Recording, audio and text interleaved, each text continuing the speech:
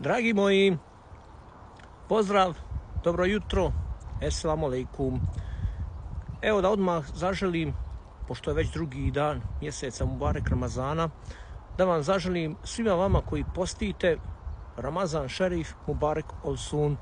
Međutim, u mjesecu Ramazanu poželjno je i da se ostavi neko trajno djelo koje će ti poslužiti i nakon tvoje smrti, kao što se to kod muslimana kaže, trajna sadaka. Pa što se tiče trajne sadake, evo ja predlažem kalemljenje, to jest kad nakalemiš voćku. Evo vidite, uzeo sam divlju trešnju, tremla ili kako li se to zove, ja. Kad nakalemiš i to počne da raste, počne da rađa, i kogod prođe tuda pored te trešnje uzme da pojede, dođu ptice da uzmu svoju hranu, dođu pčele radi meda, sve se to računa u dobra djela i nakon smrti. Pa evo ja danas predlažem kalemljenje na procijep. Dakle, evo ja sam već narode pripremio ovu plemku, mladicu s kojom se može kalemiti. Dakle, kalemljenje na procijep. Ajde da krenemo odmah. Evo ga.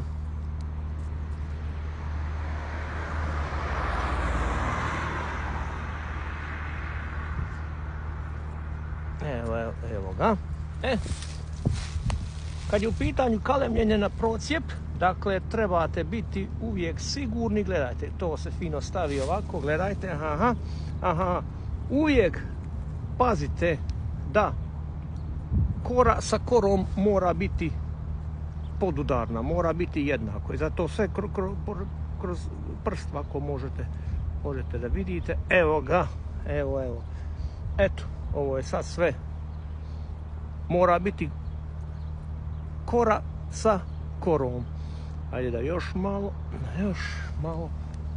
Evo ga, dobro je. Sljedeće što treba da se radi, evo ja recimo sad trebate, evo ga, to treba sada zatvoriti da nema disperzije limfe, jer ako je disperzija limfe prisutna, onda slabo pati se, velika je mogućnost da se ne primi i da ne krene. Evo ga.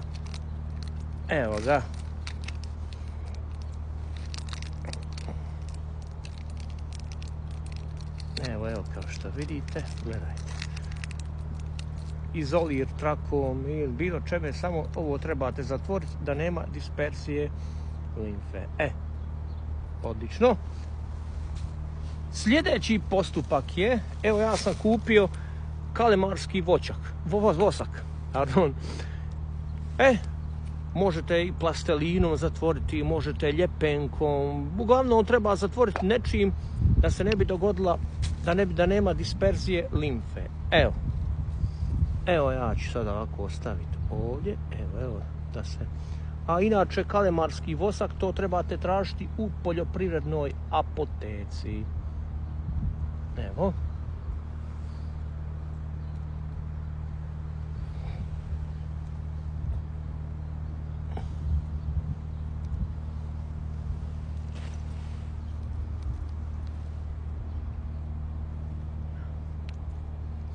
Evo ga, onda morate zatvoriti i iznad gore. Evo. Zatvoreno. Ajde da malo stavimo i ovdje, iako se neće ovdje ništa kalemiti.